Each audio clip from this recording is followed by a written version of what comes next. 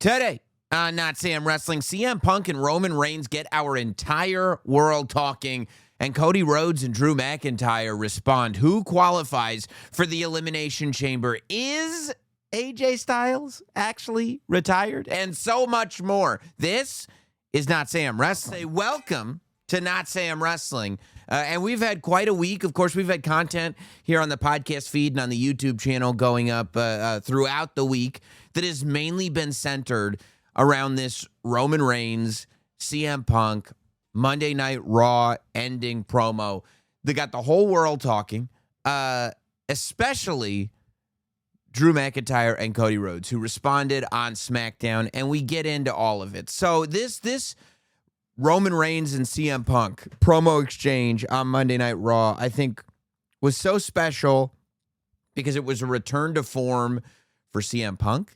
I think that we've wanted something sort of juicy and personal like this for CM Punk to be able to sink his teeth into, probably since the Drew McIntyre rivalry, right? Like as the Seth Rollins rivalry, I feel like never, or still hasn't. I'm not going to say never because Seth will be back, but hasn't quite like that. It never really settled in. You know what I mean? Because Roman Reigns was a part of the rivalry at the same time, because Seth was interfering in this as CM Punk was doing that, and CM Punk was interfering in this as Seth was doing that. Like, there's been other things going on. It's never been kind of zeroed in on the way other things are. And I just think we haven't gotten there yet, but with Seth out with an injury, that's just not this. That story to me has not been told. The Drew McIntyre story is the story that was told, but quite frankly, after the Drew McIntyre story and CM Punk kind of moved on, we've all lived in a world where we're taking CM Punk as modern day CM Punk. We're living in the present with CM Punk. And I think that that's fair. And I think that that's what we should be doing. But there was so much, because the Drew McIntyre rivalry really kicked in after the Royal Rumble, right? I mean, think about it. CM Punk returns to the WWE out of nowhere. That was War Games of 2023. His first big match back is the 2024 Royal Rumble. So he's back for 2 months, and then he's in the Royal Rumble. So when he's in that Royal Rumble, and he's only been back for 2 months, really what we're all fixated on is the fact that he's back. And the reason we're fixated on that is because we're thinking about it in the context of why he left to begin with. We're thinking about it in the context of the history around CM Punk and what he's said about who and what the interpretation of him has been since he's been gone from the WWE. And then that played into the big majority chunk of the Drew McIntyre story. When Drew McIntyre would talk about it, he would go back to when he and CM Punk were first starting, and you know, it ended up evolving past that. By the end of the Drew McIntyre rivalry, I don't think it was really about CM Punk's past anymore, but at the beginning it was. And at the very, very beginning of CM Punk back, before the Drew McIntyre rivalry had really even started, Drew McIntyre was one of many that were questioning CM Punk because of what he had said and done in the past. But for for at least a year now, that really hasn't been much of a story. Like, for instance, at SummerSlam, when he won the World Heavyweight title from Gunther and Seth Rollins ended up cashing in, by then, it was a story of CM Punk being here at this point in his career and at this point in his life, and how valuable the World Heavyweight Championship was, even at WrestleMania last year. You know, there was a big chunk of that was about how CM Punk and his goal had always been to main event WrestleMania, and how not main eventing WrestleMania had been a big part of the story around him leaving the WWE the first time. But that was more about him. That was more about his personal journey than about any sort of rivalry or history that he had with anybody else.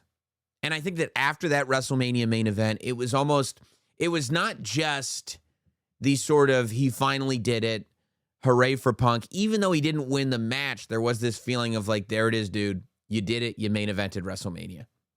And I think that people also completely let go and fans completely let go of Punk's past. And even when it would be referenced, like with the pipe bomb promo or whatever, it was more just like a nostalgic sort of a wink to what CM Punk had done before. It wasn't a story based on CM Punk's past. That was done. But in this Monday Night Raw promo, everything changed because not only did you have CM Punk kind of going back to that more emotional, explosive guy who, I mean, one of the real strengths of CM Punk on a microphone is not just what he says, but the energy that he creates around it that makes you feel like he could say anything. A lot of times it's not even that he said a thing, it's that you're watching and you're holding your breath because of what he could say, because of the look on his face, because of the intensity with which he speaks, because of his perspective and where he comes from. He steps out of pro wrestling world and into human being world. And I think that at the same time, Roman Reigns had a return to form too when he was having that battle with CM Punk. And Roman Reigns was slipping more into that kind of in-depth, reality-based, character-heavy, blur the line storytelling that Roman did with the Bloodline that we have not seen, I would argue, since WrestleMania 40. You could maybe make the case that we got it a little bit when Roman Reigns won the Ulafala back from Solo Sikoa on the first Raw on Netflix over a year ago. But I really think at the end of WrestleMania 40, that was the conclusion of Roman telling those types of stories. And when Roman stepped into the ring, he went back to telling those types of stories. And I say that, I think, because not only did you have Roman Reigns having that sort of presence, but he evolved, as did Punk to an extent, within the promo. It started as a pro wrestling exchange, and then it right in front of our faces before we even knew what was going on. It's like if you grew up and you saw your parents fighting, and at first they were just kind of bickering, or maybe they were even teasing each other playfully, and then it evolved into a bicker. And then within 45 seconds, they're at each other's throats because of resentments that are buried very deep that you didn't even know about. And you're just looking, going, wait. I was just telling you about my day at school. That was 3 minutes ago. How are we involved in this fight? That was Roman Reigns and CM Punk on Monday Night Raw. When did this stop being wrestling? This is Joe and Phil hashing it out after 12 years. And you could see it in Roman's face. Like, he told the story with his face when Punk started saying things that Roman Reigns did not like. And not just because he felt disrespected and not just because of what was going on in that moment, but the historical context to what was being said. And you watched his face change, and then you watched Roman's whole kind of dialect change. And what he was saying and how he was saying it all change. And that he did start bringing up the podcast. And he did start bringing up how difficult, CM Punk going on that Colt Cabana podcast and saying, and they just kept telling me, make Roman look strong, make Roman look strong. And then Roman responding to that by saying, you made my life way more difficult than it ever had to be. And that's because in the 10 years that CM Punk was gone and fans were chanting CM Punk, all of us remembered that line. And as we watched Roman get pushed and get pushed and get pushed, all of us knew that Punk, and therefore clearly others, had been told, make Roman look strong, make Roman look strong. It was priority number one for the WWE, make Roman look strong. And when we as fans find out that the office is pushing everybody to make one wrestler look strong, it becomes completely inorganic. We're no longer invested at that point. And so Roman bringing that up and going, I've held on to that forever. And then even saying, I fist bumped with you, Zebros or some stupid, stuff. And then you mocked me behind my back as I was walking out like I was some young boy. And that was never even on television.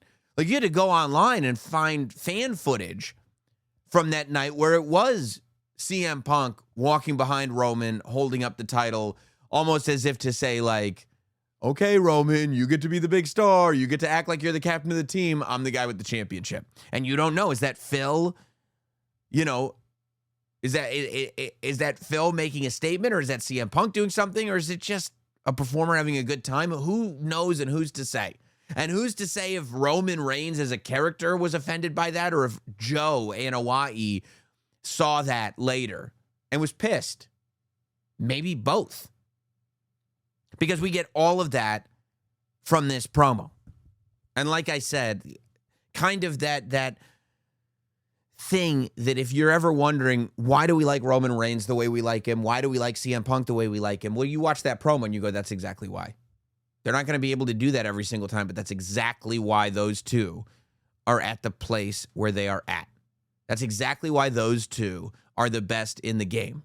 Except in that promo, they both said that we are the best in the game.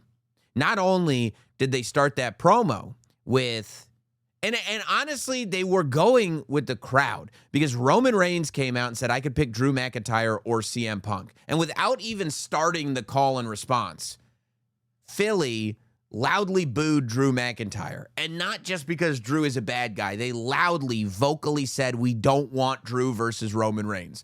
And they said, we do want Roman Reigns versus CM Punk. That's the match that we want. Once the fans had said that, both Roman and Punk went to town with it and leaned all the way into it. They talked about how clearly this was the match that people wanted to see. They asked the crowd again and again to clarify their stance on opponents for Roman Reigns at WrestleMania. CM Punk, multiple times, talked about how Drew McIntyre would be the easy way out. Roman Reigns specifically said Monday Night Raw is the biggest show, Netflix is the biggest platform, and you're the biggest star to CM Punk. All of that is not only shots fired at Drew McIntyre, but it's also shots fired at SmackDown as a whole, and specifically Cody Rhodes, who is the top guy on SmackDown.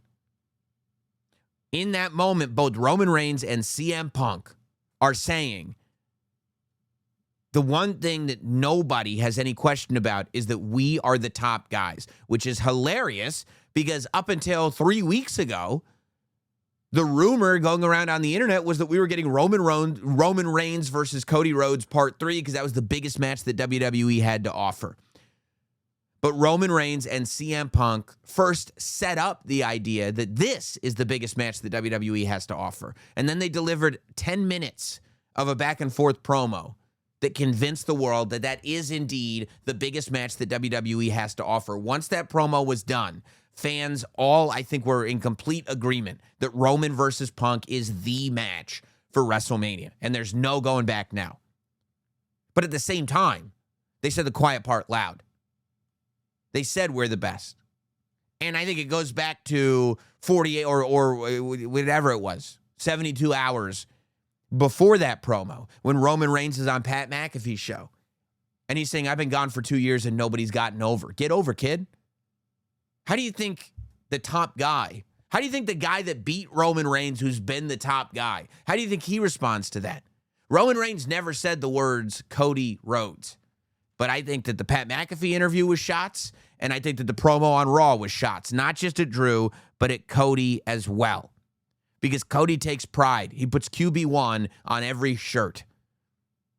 Cody, just as much as Roman, and just as much as Punk, takes pride in being the guy. Has made it very clear without, being bashful about it even, that he came back to the WWE at WrestleMania 38 to be the guy. He wants to be Cena. He wants to be the face of the company. And at this point, he believes he is Cena. He is the face of the company. And I think a lot of people would agree with him. And it's a difficult argument.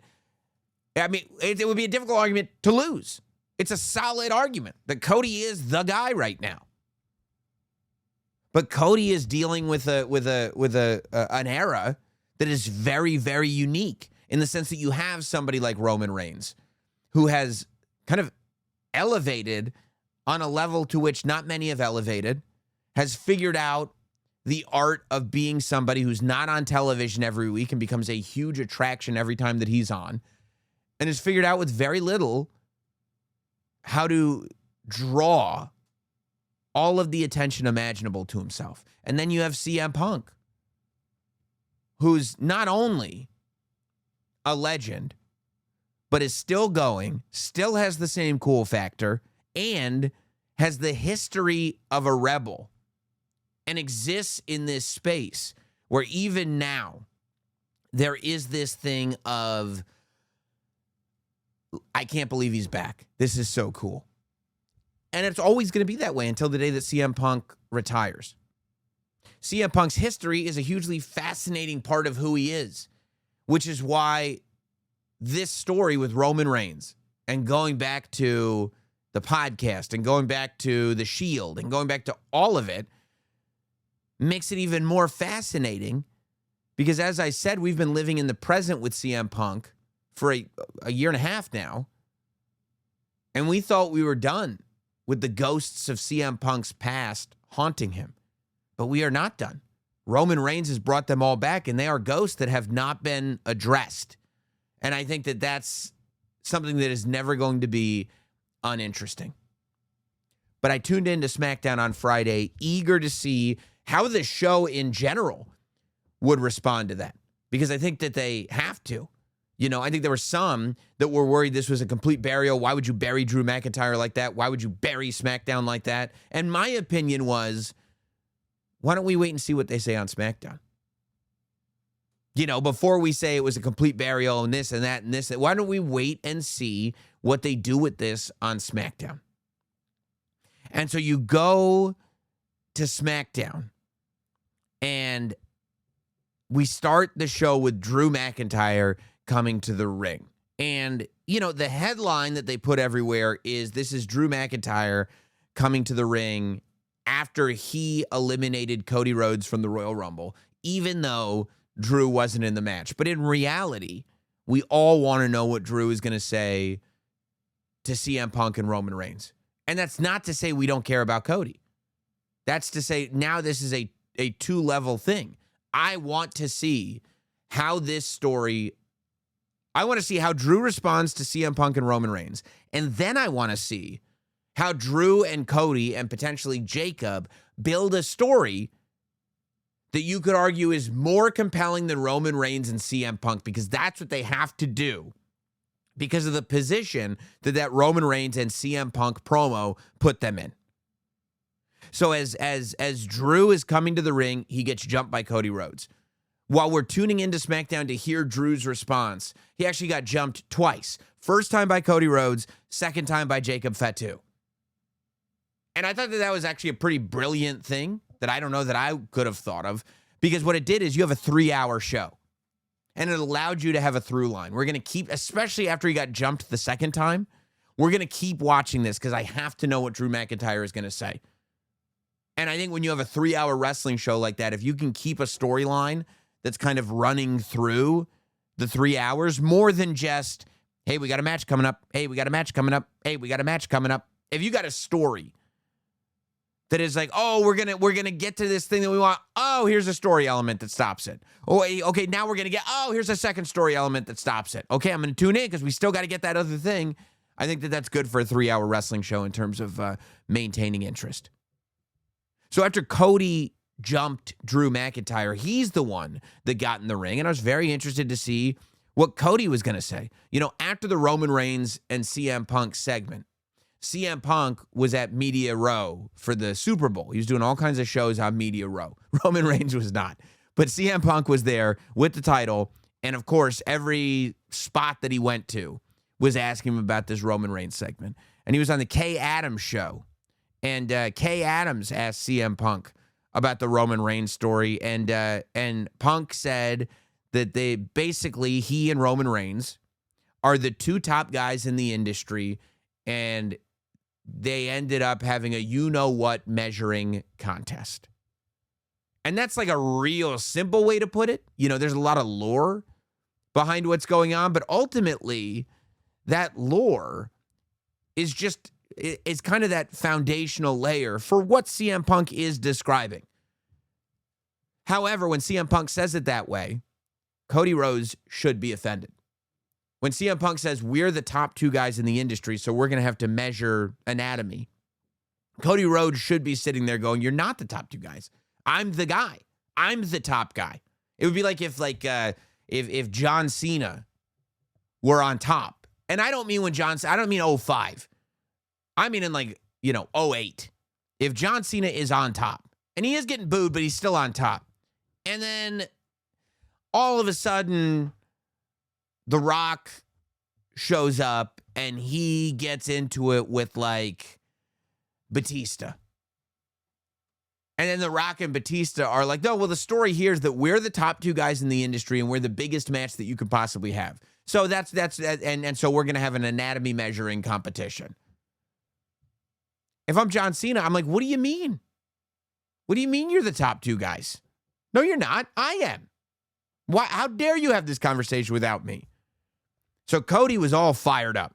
And I love this version of Cody Rhodes because it wasn't it was an emotional version of Cody Rhodes. It was not disappointed dad Cody Rhodes. It was not wait till I get to the moral of the story Cody Rhodes. It wasn't even that theatrical of a Cody Rhodes. It was a raw, tough, emotional version of Cody Rhodes. And I love that version of Cody Rhodes. I love that. I love when Cody Rhodes loses his composure because he's a very composed guy. But there are times where it's I think you really forgot who the F I am. I don't want to have to remind you. But if you're going to force me to remind you, I will. And I'm talking to Drew McIntyre, and I'm talking to anybody else. Because he says that after Drew eliminated from the Royal Rumble, a match that Drew wasn't even in, he said that nothing is ever going to be the same. And that Drew wasn't even going to have to worry about who wins the Elimination Chamber because Drew is not going to make it until WrestleMania, which is really, really interesting. Then he referenced CM Punk and Roman Reigns. He said he watched as a fan, as the biggest WWE fan he watched.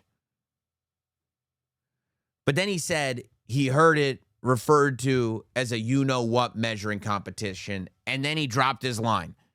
He dropped his line and said, well, if this was a you-know-what measuring contest between CM Punk and Roman Reigns, they were lucky that I wasn't in it because my nickname isn't Raheem for no reason. And everybody goes, wah! And I mean, the idea that he brings in some kind of penile humor along with acknowledging the meme, along with getting fired up at CM Punk and Roman Reigns, I just thought was incredible. And so Cody has been in that space for a long time, but he never really, I mean, he's kind of pointed out people who have the Cody Raheem Rhodes shirt on or the signs or whatever, but he's never flat out said it. And when he flat out said it, and he said it in this context, it was one of those lines where I feel like only Cody would have written that. And it was one of those lines where up until he goes out, he was probably asking, should I do it? Should I do it? And then in the moment just decided to go for it. And I mean, he absolutely nailed it. Because not only did he bring it all in, but with all this fun, he asserted himself that in his opinion, he is the top guy. And I think that that is so important to what we're doing here. Drew McIntyre, when he finally did get a live microphone, did something somewhat similar when he talked about Roman Reigns and how Roman would have never been able to beat him had it not been for all of his cousins. And then he talked about how he's not surprised at all that Roman Reigns picked CM Punk. You know, he kind of put it back in Punk's court when he said Punk is the easy one to choose. That number one, you know, he's nowhere near the size of Drew McIntyre, but number two, Fragile Phil, as Drew McIntyre called him, is one bad fall away from ending his career.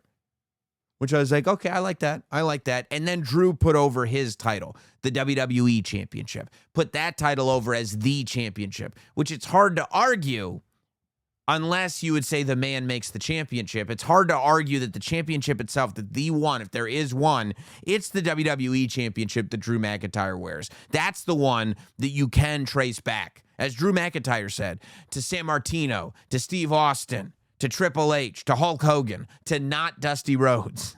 That would be the title that Dusty wanted, though. I don't know if that was necessary for Drew to throw that in, but I did appreciate that he found a spot to throw that in. And basically, put over that he was the one holding the real title, and anybody that says his title is not the number one title is a liar. And I love that we can speak frankly about all of this and have this battle, because to me, he also, I'm sorry, before I get too far into it, he also accused CM Punk and Roman Reigns of aura farming. He said they were boys, not men, and they were aura farming, which there's something I love about a 280-pound psychotic Scotsman wearing a leather kilt and still being down with Gen Z slang. I think it really is something special. But I think the idea that the stories being told are Raw's story and SmackDown's story, but there's this undercurrent between the two shows that are taking shots at each other that feel real over who's the best show and who are the real top guys. I think that what you're going to, if you keep going in this direction, and I honestly hope that you do, because WWE is in a unique place where there isn't necessarily one clear, definitive, no questions top guy. You got Roman Reigns, you got CM Punk, you got Cody Rhodes. And in the heel category, you absolutely have Drew McIntyre. At some point, Seth Rollins will be back. Like, you have a whole handful of guys that you can slip into main events and still have it feel like this is the biggest match that you could possibly have. And that's not always the case. It's historically, it's been one guy, not a handful of guys. So you can have this debate and have it be legitimate. And I think that especially once the two matches are made, we've got Roman Reigns and CM Punk made. Once we know who's facing Drew McIntyre for the title, I am very compelled by the idea of we're going to go out there and we're going to sell you on our match. I'm going to sell you on the story that is the match, that is the championship match that I'm a part of at WrestleMania. But at the same time, I'm going to sell you on why my match is better than the other championship match. And that other championship match is going to sell you on why their match is better than the other championship match. And that shouldn't be the prevailing story. That shouldn't be the headline. But there should be shots taken. These shots that are being taken are good, because then you're going to end up with a debate. You're going to end up with people arguing. First of all, it's going to force people to tell the best stories possible, because now you're not just fighting for the main event of WrestleMania. You are fighting for, on Sunday night after both main events are done, you're fighting for what is the match that the world is going to be talking about. If Cody Rhodes is not in the match with Roman Reigns, how is he going to make sure that he still has the match that everybody's talking about? And if Roman Reigns realizes that's happening, how are CM Punk and Roman Reigns going to ensure that they are without a doubt the top of the food chain after WrestleMania, when you have guys over here that are fighting real hard to take their spots? That is why a rising tide raises all ships. That's what that means. You're going to have two matches that are working as hard as possible to outshine each other, as well as just to put on the best story for the people in attendance and the people watching at home. But then you're also going to have this dialogue around it with fans going like, yeah, if you want, we can have a conversation about the story of the match. Oh, Roman Reigns, CM Punk is great because of this. Cody Rhodes and Drew McIntyre and Jacob Fatu, whatever it is great because of that. But then there's also this separate conversation. There's the conversation about match one. There's the conversation about match two. But then there's a third conversation about comparing and contrasting match one and match two, and which is the real main event, which is the real best match. And having that sort of inherent competitiveness between the two, I think, can be really, really good. I think not only will it draw more interest, I think, in both of those matches, but I think that it will make the product as a whole even bigger, because the fact that these conversations are even happening proves the amount of talent WWE has right now, the amount of stories that are happening in WWE. Like, on one end, you could have a conversation, I don't know if this is really a main event, right? That has happened many times. When it comes to WrestleMania main events, you really think that's a WrestleMania-worthy main event? You really think that's a good main event? Imagine replacing that conversation with both of these matches are happening at WrestleMania. Which one do you think is bigger? And we can fight over it? That is great across the board. Now, I would be anti this if it was a matter of like one is so clearly better than the other that it's embarrassing for the one that's falling behind. And that can happen. But I don't think Drew McIntyre would ever let that happen. I don't think Cody Rhodes will ever let that happen. And the fact is that when Roman Reigns won the Royal Rumble 2 days before this promo, there were certainly people going like, I don't know, Roman versus Punk. Like, is it, Roman versus Punk? Even when we were talking about hypothetical, possible WrestleMania matches. Roman versus Punk, yeah, I guess they're both big stars. Yeah, I guess they could do Roman versus Punk. I mean, we kind of did it last year, but I guess one promo. And you're like, oh, yeah, that's the match. Now, if that's possible for those two, I think you got to let Cody and Drew have a little bit of runway over the next 9-10 weeks, whatever we've got before WrestleMania, to go, yeah, whether you were sure about this or not, boom, here it is on a silver platter, and it's undeniable. And I think that's what you're looking for, when it comes to this stuff. But before we get to WrestleMania, we are starting to qualify for the Elimination Chamber. Now, it's also going to get really interesting because with all the conversation about the matches that are happening at WrestleMania, it's difficult for me to believe. Like, at this point, it's difficult for me to believe that Drew McIntyre is not defending the title at WrestleMania. If Drew McIntyre got buried by CM Punk and Roman Reigns in that promo and then also loses the title before WrestleMania, that's really tough. And it's impossible for me to believe that CM Punk is not going to be champion going into WrestleMania because you've just sold me and everybody else on that match. Now, clearly, there's a story to tell between Finn Balor and CM Punk, but is anybody on the planet? How are you going to convince me that Roman Reigns might face Finn Balor instead of CM Punk? I mean, you could. You've got time to do it. But as good as that promo was on Raw, it's real tough, really, really difficult for me to believe that you're going to convince anybody that there's any shot of CM Punk losing that title before WrestleMania.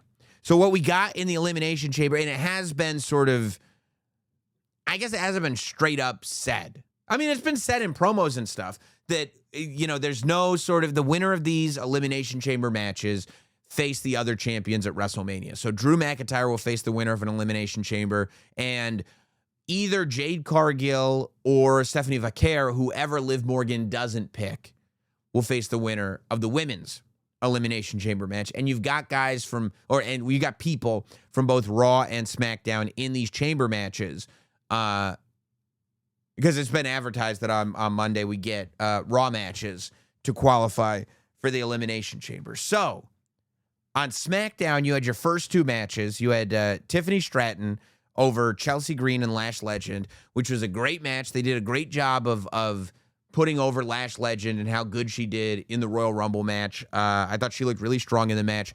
And then Chelsea Green, I mean, guys, everybody's outraged. The internet is outraged over what Michael Hayes said on Unreal, when he said that Chelsea Green, that sometimes you have people that are never going to be champion, but they're great, and we need them to do this, and we need them to put this one over, and that's Chelsea Green is here for that.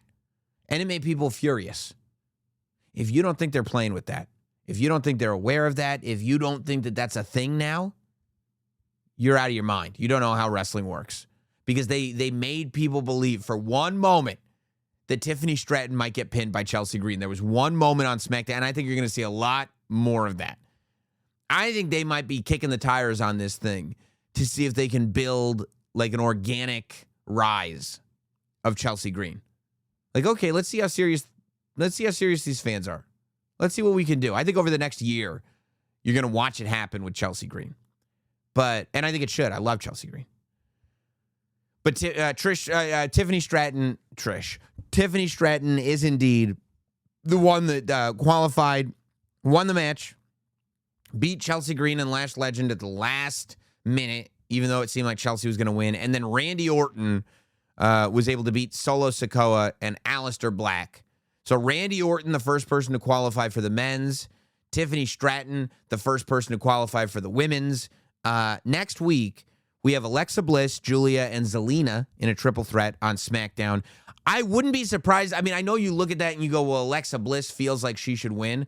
I would not be surprised if Julia wins that match. It's a triple threat. You could tell a story in it. Nobody has to feel like they're a loser in it. Alexa doesn't even have to get pinned. I think Julia wins that match. And I think that way, and I think she's the right person to win that match because I don't think Alexa Bliss is going to be in a singles title match at WrestleMania. I think she'll probably be in a tag team match at WrestleMania with Charlotte. So if you're not going to do it anyway, if she's not going to win the match, why not start to build this narrative that what if maybe Julia could? You know, Julia's been talking about having multiple championships. She had the tag team match on SmackDown for the women's tag team championship. What if you start to kind of build this thing where it's like, okay, they've been talking about the fact that Julia is going to win. What if she actually does? What if she actually does win? And maybe you won't think she will, but at least, give her a moment to shine. I think she will. I think she will, and I think that's a good shot. The men's match is surprising to me. The men's match is a triple threat between Jacob Fatu, Sami Zayn, and Cody Rhodes. And the reason that that's surprising to me is I could have seen all three of those men in the Elimination Chamber match. Because all three of those men could wrestle Drew McIntyre for the title at WrestleMania. I think Sami Zayn is the least likely of the three. But there were plenty of people as recently as last week at the Royal Rumble saying, what if Sami won the title? There's a camp that believes that he could, should, however you want to phrase it. Jacob and Cody both being in that triple threat match is I think, even more surprising than all three of them. But I think that, I think Cody's got to get screwed, right? Cody has to get screwed again by Drew McIntyre. Like that's what heats this thing up. So the question is, does he get screwed in the qualifier? Because I almost feel like, I don't know, is there a way? Because I really feel like the main event of WrestleMania Night 1 is going to be Cody, Jacob, and Drew. That's what I think it is. Is there a way to get there without either of them in the Elimination Chamber match? Is there a way to do this? Because if Drew screws Cody and then Jacob gets the win, I don't know if that's what you want to do. You know what I mean? I don't know if you want Drew to screw Cody and then Jacob gets the win that way. I think you want, if Jacob's going to be in the match, you want him to dominate or not win at all. Is there a world where they both get screwed and Sami Zayn actually goes to the Elimination Chamber match? Probably not. I would think, if I were to put money on it based on all the elements, either one of them is going to pin Sami Zayn. Especially based on the fact that we got, depressed Sami Zayn on SmackDown this week. I think Cody could get screwed by Drew McIntyre. And then if Cody gets screwed, then Jacob comes in and beats Sami Zayn, so Jacob still has a victory. That's probably the most likely. But then I think there's always the option of, Cody pins Sami, which is complicated because Cody and Sami get along, and Cody's like, hey, man, we all got to do what we got to do. Cody pins Sami, and then Drew screws Cody in the chamber match. But if Drew can't screw Cody in the chamber match because then somebody else would win and Jacob wouldn't be in it. So I think Drew has to screw Cody in the qualifier. Jacob beats Sami. Jacob goes to the chamber. Cody finds his way into a triple threat match that is otherwise Jacob Fatu versus Drew McIntyre. I think that's the way that match would have to go. But then I'm also looking at, like, what are the matches outside of the chamber match going to be, right? Like, I think that you could have CM Punk versus Finn Balor, obviously. CM Punk's got to wrestle on this show. I mean, man, I want to go back to 07. Like, I wish we already had both matches. Because with this Raw and SmackDown beef, God, do I want to see Cody and Drew versus Punk and Roman. Cody and Drew versus Punk and Roman. And maybe you do that. Maybe you let Cody win the chamber and you do Cody and Drew versus... I want to see Cody and Drew versus Punk and Roman maybe at the March 31st Madison Square Garden Raw. Or maybe March 30th. Whatever that Raw is at Madison Square Garden that's at the end of March. Maybe that's where you do that tag match. I would love to see that tag match in some way, shape, or form. And maybe you have to do Jacob and Drew instead of Cody and Drew. But Cody and Drew versus Punk and Roman would be insane. And maybe you're not going to put Jacob in that WrestleMania match. Maybe it is just going to be Drew comes out to try to screw Cody. You know what you could do? You could have Drew come out and try to screw Cody. He accidentally screws Jacob. Now you go to Elimination Chamber with Jacob versus Drew. And then Cody wins the chamber match. And then Drew's able to beat Jacob. And then you go to WrestleMania with Cody versus Drew. And then you go to that Raw in Madison Square Garden with Cody and Drew versus Roman and Punk. That might be the cleanest way to get there if you're trying to do those two one-on-one matches. But you got to really sell me on that Cody-Drew match. You know what I mean? You really got to sell me on that Cody-Drew match if it's just the two of them. I think it could be, but then you've also got seeds planted for Drew McIntyre and Trick Williams. Like, are you going to do Drew McIntyre versus Trick Williams? I think that maybe you do Drew versus Trick on a TV. Because I think you have to do Drew either. You're not going to do Drew. I just gave you a scenario how Cody gets screwed and then Fatu goes to the chamber match. But now I almost feel like Cody might go to the chamber match and then you do Jacob versus Drew as a championship match. And then I also wonder, I really feel, because I've been racking my brain about because I think that your women's world championship is going to be Raquel versus Liv Morgan. I'll talk about that in a minute. But then who's Jade Cargill's WrestleMania opponent going to be? I think you may go back to Tiffany Stratton versus Jade Cargill in a rematch. But I feel like we're building Jordynne Grace versus Jade Cargill, and I think we might get that at the Chamber. I don't know. I'm very, very interested to see.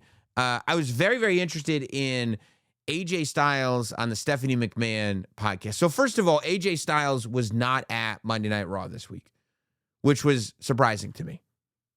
I even got with the music because I really thought AJ was going to come out and give a farewell. I thought it was suspicious that he didn't. Instead, Gunther came out to AJ Styles' music. Dragon Lee kicked Gunther in the head, and then Gunther ended Dragon Lee's life. Like putting him in that sleeper and just dropping him. Dragon Lee went stiff as a board. It was nuts. But all that said, there was no AJ Styles.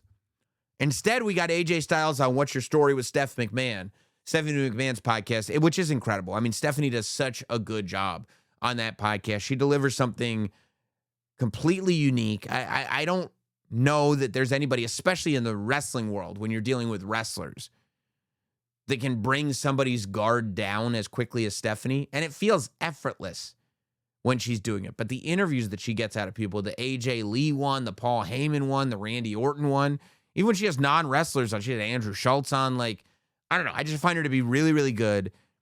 I think she's very true to herself as an interviewer and a podcast host. And I think it creates something very, very unique on the podcast network. I think it's really, really good. And so I was excited to see AJ Styles on that Stephanie McMahon podcast. And they spent a lot of time. It was a great podcast. They spent a lot of time talking about family. They spent a lot of time talking about growing up. AJ was even talking about, like growing up in a trailer park and how he and Vince McMahon had on a certain level connected over that because Vince McMahon also grew up in a trailer, like all this stuff. But then towards the end of the interview, in the last third, Stephanie McMahon brought up the question that I'm so glad she brought up, which was, I saw you took the gloves off and then you put the gloves back on. Why'd you do that?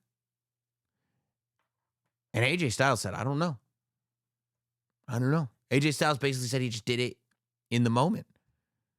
She asked him, are you done? He said, yeah, I'm done, but who's to say I won't come back for one more match?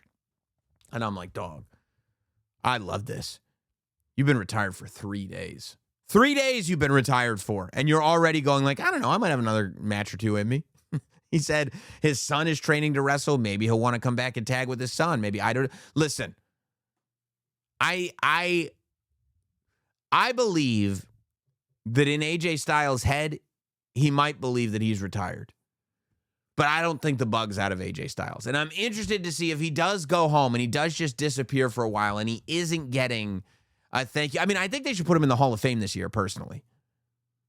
But if he isn't doing all that, and he even talked about how, like, he didn't even really let himself get out of character and didn't get out of character until he was way out of gorilla position. And, like, when he was emotional, he did it, you know, with his back to the camera. Like, he doesn't want to get emotional. He doesn't want to let his guard down. And maybe that's why he didn't do a farewell speech. And it's as simple as that. And that's very possible. But there's a big part of me that feels like, you know, I don't think he's done. And maybe that's wishful thinking. Maybe I'm hopeful of that because I just want him back for another match or something. But, you know, it was just very interesting. I would recommend everybody listen to it because it was interesting the way it was like, you know, no, I'm done. But I don't know why I didn't take the gloves off. And you're like, okay. And maybe it's because he takes that gesture so seriously that once the gloves come off, you simply can't come back. And maybe he's not just ready because he is the type of guy, you know, he's going to stay in shape. It's not like he's going to go home and just let himself go. You know he's going to heal up. You know he's going to start to feel good again. You know he's got a lot of gas left in the tank. And I feel like at some point, we're going to get, I mean, look, I don't know if we're going to get a whole nother run. I don't know. But I'm very hopeful we get a little bit more AJ Styles in this wrestling lifetime because he's so damn good. He's the best. Speaking of the best, Dominik Mysterio returned on Monday Night Raw. Dominik Mysterio came out to introduce and congratulate Liv Morgan. Liv came out with Dom looking like the biggest star he's ever looked like. The mustache is longer. The mullet is like almost approaching his waist. It's insane. But instantly when he came out with both those titles, it was like, yeah, this guy's a star. And it's crazy that Dominik Mysterio was able to pull that off, but Dominik Mysterio was able to pull that off. Now, I said a minute ago, I absolutely think Raquel Rodriguez versus Liv Morgan is your WrestleMania match. I hope it is. That's the match that I want to see at WrestleMania. I want to see Raquel Rodriguez win the Women's Championship, the Women's World Championship before WrestleMania. I think it'd be great. But as I'm sitting there going, yeah, I think it would be great. Why do I think it would be great? Because there's something about Raquel that I want to rally behind. I look around, I talk to other people, I listen to other conversations. And I think a lot of people feel that way. And you know who else a lot of people feel that way about? It's Finn Balor. People love Finn Balor. They remember that they love Finn Balor. They had forgotten. It was dormant. It was hibernating, like iguanas in Florida. But they woke up. That love woke up. And you go, huh? Because I have sat here on this show and I have talked about how badly I want Dominik Mysterio and Liv Morgan to be baby faces. It's time to make them baby faces, turn them baby face. Why keep making them a heel? Everybody loves them. Everybody's going to cheer them. Make them baby faces. And by the way, all that's still true. Everybody loves them and everybody's going to cheer them is still true. But Dominik Mysterio and Liv Morgan are so good that they could turn pretty much any time that they want to, and it's going to work. We are in a very unique moment with both Raquel and with Finn Balor. The fact is that I think there's more people than anybody realizes that want Raquel to succeed, that want Raquel to be the women's world champion. Raquel was eliminated from the Royal Rumble by Liv Morgan. Most people would look at that and say, Liv didn't have to do that, but she did it. And Raquel has been gracious about it. If Raquel wins the championship and Liv Morgan declares for her, then Liv Morgan just declared for the championship on her own Judgment Day teammate. If Raquel versus Liv Morgan is your WrestleMania match, Raquel's the babyface. And, do I think Liv Morgan's going to get booed out of the place? Absolutely not. But neither is Raquel Rodriguez. Raquel's not getting booed out of the place. If you set Raquel up as a babyface, she'll 100% get cheered. And I think the same is true if you have Roxanne by her side and Roxanne is a babyface, will 100% get cheered. And on the other side of the fence, if you are building to what I hope you are building towards what I think you should be building towards, which is not another Dominik Mysterio versus Rey Mysterio match. I think the best Dominik Mysterio match at WrestleMania is Dominik Mysterio versus Finn Balor.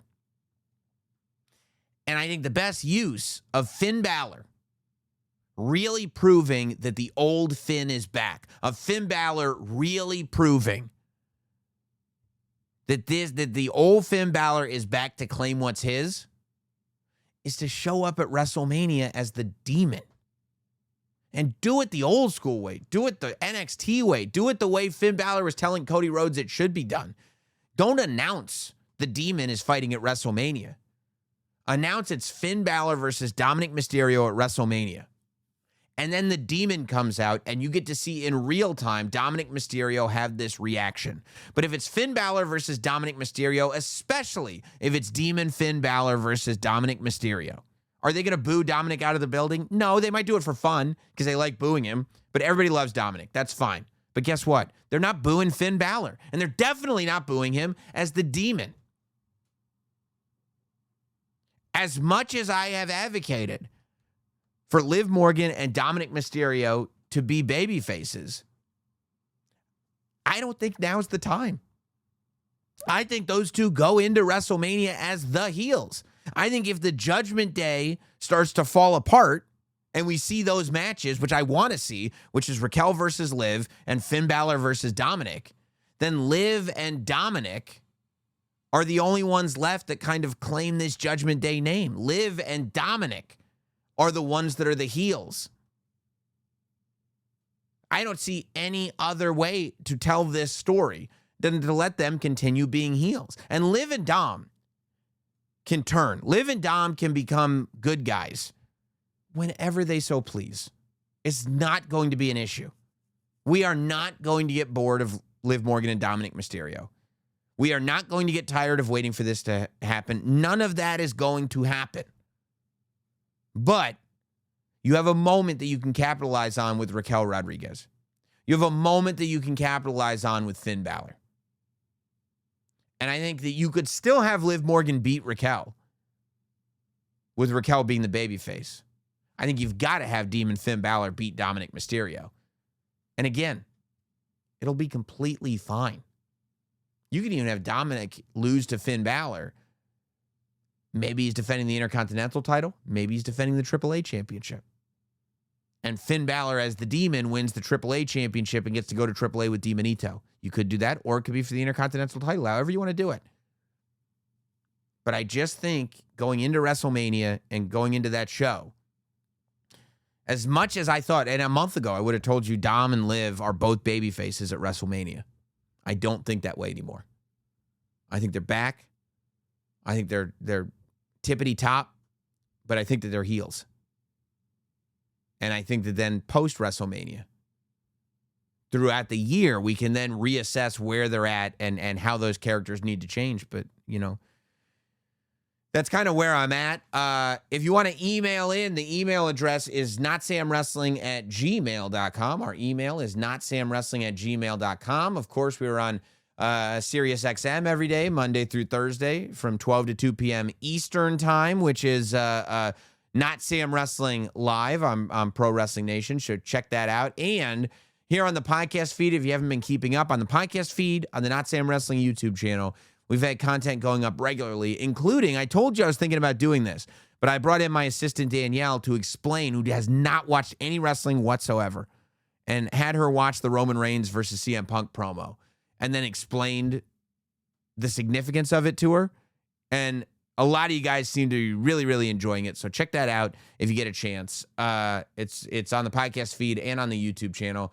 Let's go to Avik. Avik writes, what's the haps from London? Have you ever thought of interviewing individual fans from different countries once a week just to get their perspective? I think this could be fun. No, I mean, it feels to me like you're trying to politic your way into a guest spot on the podcast, but I appreciate it. Chris writes in, I've been watching some old interviews with Paul Heyman on the channel. Would you have the wise man in the basement for a sit-down interview? Oh, my God.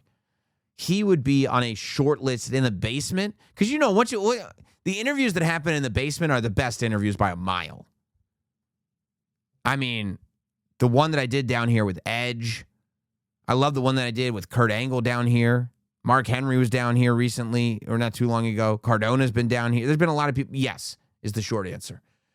There's a handful of people that I mean, DDP was down here. That was a good one. There's a handful of people that I go, if I got them in the basement, I mean, it would be an all-time interview. And yeah, Paul Heyman sitting down here and chopping it up, yes. And Heyman, whatever you got to do. Somebody convince Paul Heyman that's a good idea. Get the word out to him. Because, it would be the greatest. Like, I cannot tell you how good that conversation would be. Myself and the wise man in the basement, we've done a lot of interviews together. It would be by far the best one ever. You guys would love it. I think he would love it too. I know I would love it. Dustin writes in, greetings, my OPTC. Listening to Roman Reigns choose CM Punk because I hate you made my ears ring with one of our beloved rules of wrestling, everything counts. I'm sure you recall the promos between Seth Rollins and CM Punk, where Seth numerous times, either to the crowd or Punk's face, directly stated his foundational hatred of CM Punk. After hearing Roman parallel those words to CM Punk, do you think this is potentially foreshadowing of an involvement from Seth in the match to unite with someone that loves Roman to defeat someone they both hate, Punk? I love that, Dustin. I hadn't thought of it, but I think it's worth thinking about for sure. The idea that, like, Seth Rollins says he hates CM Punk.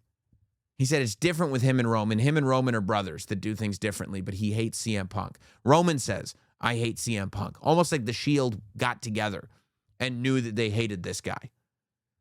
Could true hatred of CM Punk be the one thing that bind Seth Rollins and Roman Reigns together? That could be a really fascinating, interesting twist on this whole thing that I would really, really enjoy. Good call, Dustin. Good call. Phil from the UK writes in, as a regular listener of your content, podcast, updates, emergencies, everything, I heard you say on one of your updates that the match graphic was out for Punk versus Roman at WrestleMania 42. I disagree. What? There's absolutely been a breaking news graphic issued, which is visible on WWE pages, but there's no official match graphic that I could find. Happy to be proven wrong if there is. That's interesting. With that in mind, what are the chances of another WrestleMania 40 lead into this year's WrestleMania? I haven't watched SmackDown as of this sending because of the UK time zone, but I can't help but think that Drew taking all those shots from Punk and Roman means more. Could we even see a scenario where there's a triple threat? No, there's no way. Like, that promo was not set up to expand upon. That promo was not like the reason that the WrestleMania 40 thing happened, it was not like, it was not an instance of, we set this up so that people would think differently or we could twist or whatever. That happened because fans wanted a different match. That happened because fans didn't want Cody to step out of the main event, and that's why they had to change it. So, no, fans want CM Punk versus Roman Reigns, so I don't think that that's what this is.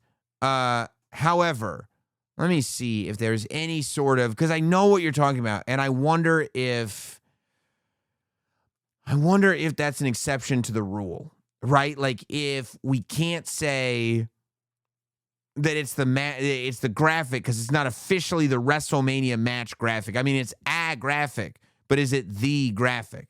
I'm looking at the Instagram. It's not on WWE's Instagram account because they just post videos and stuff like that. Let's see if it's on Twitter or if there is.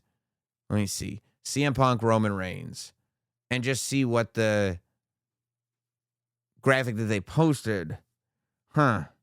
I mean, I'm saying, let's see. No, the official CM Punk versus Roman Reigns. No, that's out. Yeah, and they played it on SmackDown last night. Yeah. No, it's out. Here it is. If you're watching the podcast, you can see it. It's out.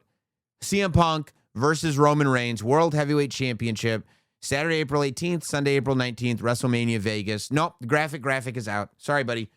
Sorry, graphic is out. And I guess you hadn't watched SmackDown yet, so that's fine. But Mike writes in, long time, first time, you're easily the podcast I listen to the most every week. Thank you for that. I appreciate that. Regarding the comedian that this is talking about the worst guest on the Smart List podcast, which I don't think that applies to Notsam Wrestling. That's more of a Sam Roberts show thing, which you can get to at youtube.com/notsam. Zach writes in, I acknowledge you, my OPTC, original shill, last professional broadcaster. CM Punk is my guy. I've been following you since the Radio Row interview before the Taker match. That was a great interview. I really liked that interview. And if you stated, I'm sorry, who's your favorite wrestler of all time? It's very difficult. It's very difficult to say who's my favorite wrestler of all time. I don't know. It depends on the day. Savage, Austin, Doink, Rock. They're all in there. Foley. Roman Reigns, I guess. It has to be Roman Reigns. Fingers up. Anthony writes in from Brisbane. Yeah, UK, Australia, America. Where do you guys want to write from? What's up, my OPTC, all the way from Brisbane, Australia. I love that. I have a quick question for you. You say that everything counts. Yes, I do. And I have taken that on, too. Now, I watch a lot of highlights from WWE on their Instagram, and I've noticed that for a while now, that WWE has had the same pinned reel ever since War Games 2 years ago. And it's the video of Punk and Roman in the shark cage. Now, it could be a coincidence, but I don't believe in them. I believe everything counts. And WWE has left this Easter egg for us to say that match will happen. I mean, listen, I think that that's up there because it was such a viral moment. But yeah, I mean, I think a foundational thing of, hey, we never kind of got this solved.